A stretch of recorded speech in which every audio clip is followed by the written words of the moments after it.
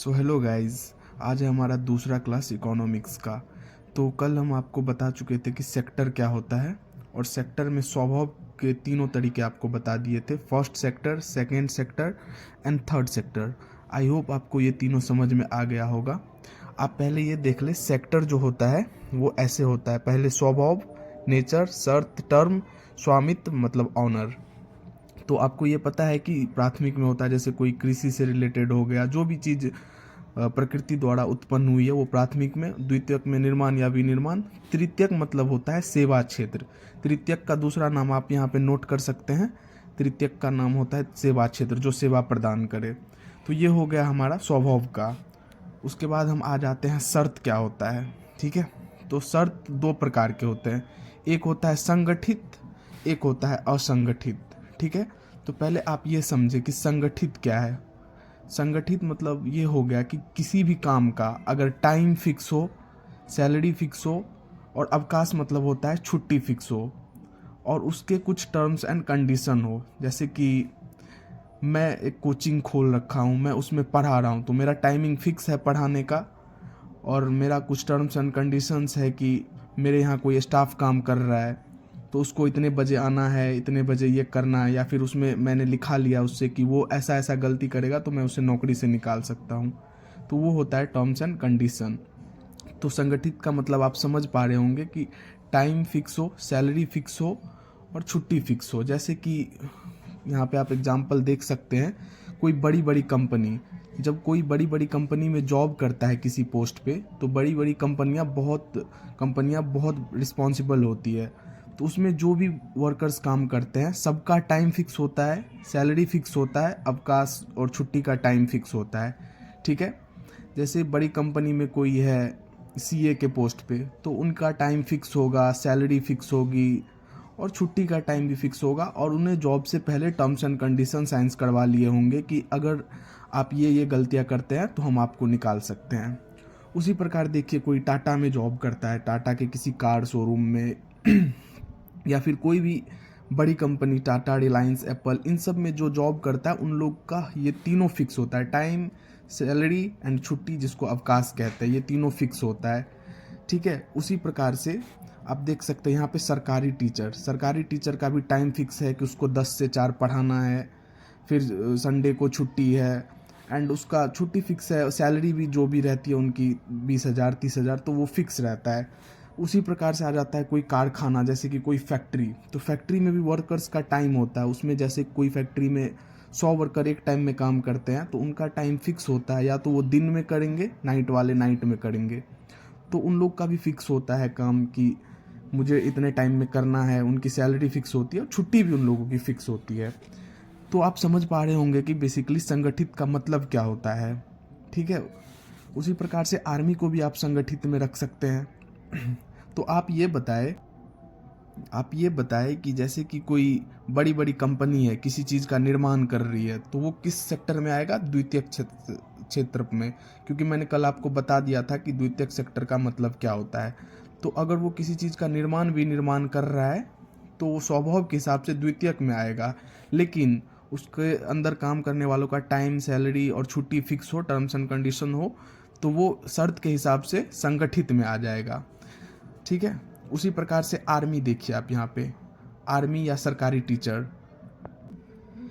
Army या सरकारी teacher जो होता है, मान के चलिए सरकारी टीचर क्या करता है, वो जाके बच्चों को पढ़ाता है। तो पढ़ाना एक तरह से सेवा देना हुआ, तो सेवा देना तृतीयक क्षेत्र में आता है, क्योंकि तृतीयक क्षेत्र का मतलब होता है सेवा क्षेत्र। तो तृतीयक क्षेत्र में आ गया सेवा देना स्वभाव के हिसाब से।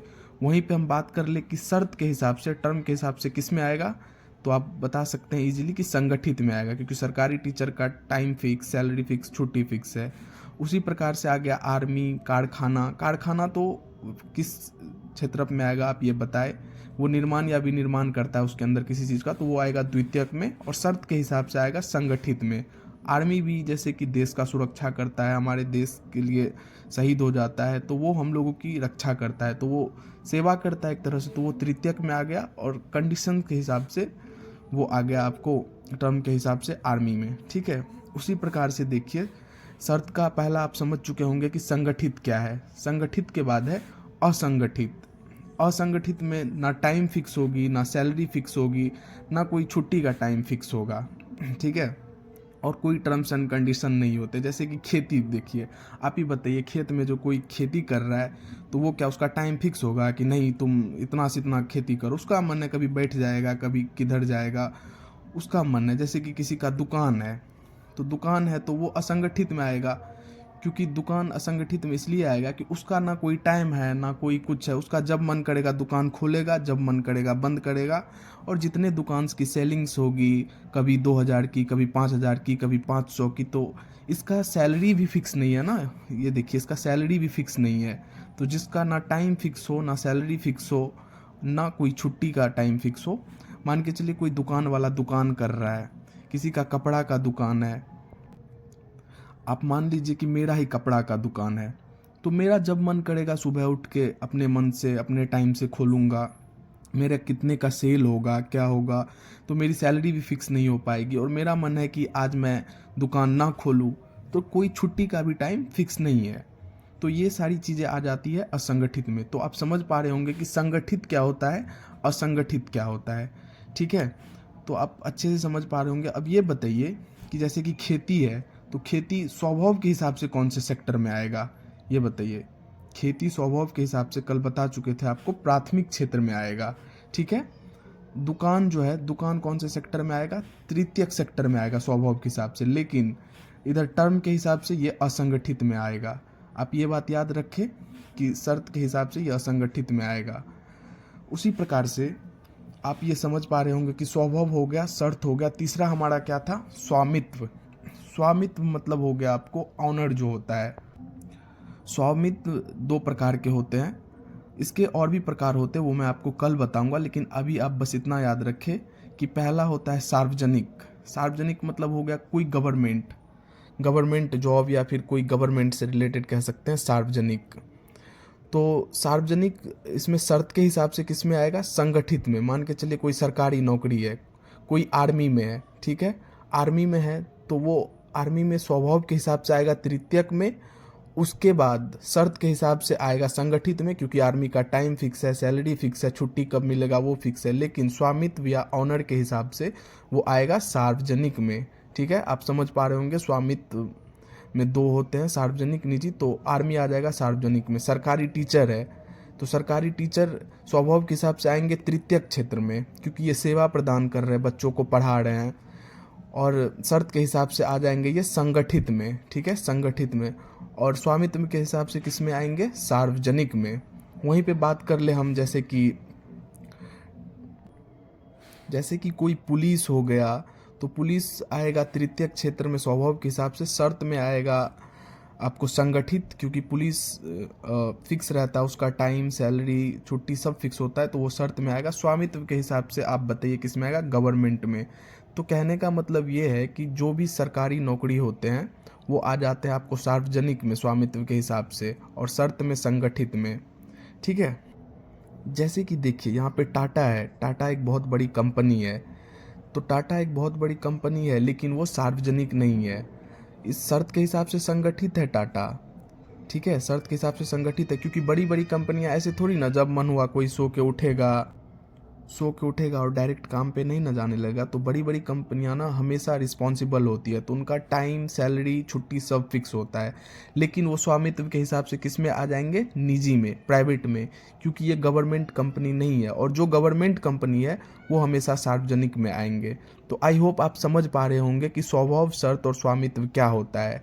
तो ये जो सेक्टर होता है, ये इकोनॉमिक में जितने भी स्रोत होते हैं पैसे आने के, अर्निंग के, तो ये तीन ही सेक्टर से आ सकते हैं, ठीक है। तीन सेक्टर में स्वभाव हो गया, शर्त हो गया, स्वामित्व हो गया। तो आप कहीं से भी कुछ भी उठा के देख लीजिए, दुनिया का कोई भी चीज़ हो, वो ये तीन से बाहर नहीं जाएगा। अगर आपके मन में कोई भी चीज़ आ रहा है, जैसे कि आपके मन में कोई ऐसा क्वेश्चन आया कि खेती किस में जाएगा, खेती से भी पैसे आते हैं, तो खेती तो इसमें स्वभाव के हिसाब से प्राथमिक में, और शर्त के हिसाब से असंगठित में जाएगा, और स्वामित्व के हिसाब से खेती किस में जाएगा, प्राइवेट में। क्योंकि खेती सरकारी थोड़ी होती है, जिसका कोई कर रहा है तो अपने हिसाब से कर रहा है, ऐसा थोड़ी ना है कि सरकार करवाएंगे उसको।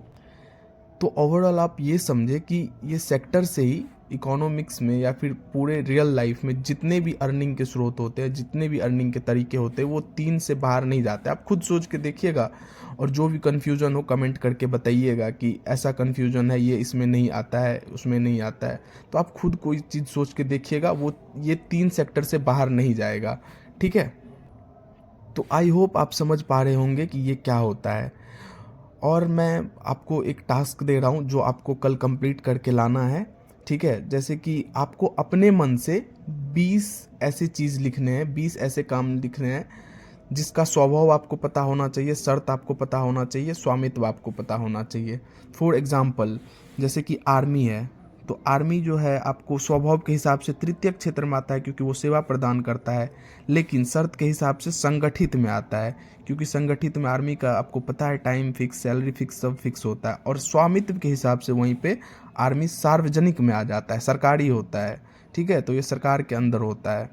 वैसे ही मान के चलिए कोई सिंगर है, तो सिंगर है जैसे, तो वो किसी को सेवा दे रहा है या फिर किसी को मनोरंजन दे रहा है, तो उस हिसाब से ये तृतीयक क्षेत्र में आएगा। क्योंकि सिंगर थोड़ी ना किसी चीज़ खेत वेत उगा देता है, कुछ कर देता है अपने मन से। क्या करेगा सिंगर? खेती में कुछ कर देगा? नहीं करेगा। अगर खेती करने लगेगा सिंगर तो वो प्राथमिक क्षेत्र में आएगा। सिंगर विनिर्माण भी तो नहीं करता है, मान के चलिए सिंगर साइंटिस्ट तो नहीं होता है कि किसी चीज़ का विनिर्माण या निर्माण करे, तो वो भी द्वितीयक में आएगा अगर करता तो। लेकिन सिंगर ये दोनों में से कुछ नहीं करता तो ये तृतीयक में आएगा। और सिंगर, जैसे कि सिंगर में आप एक बात याद रखें, ध्यान रखें हमेशा कि असंगठित और संगठित होता है।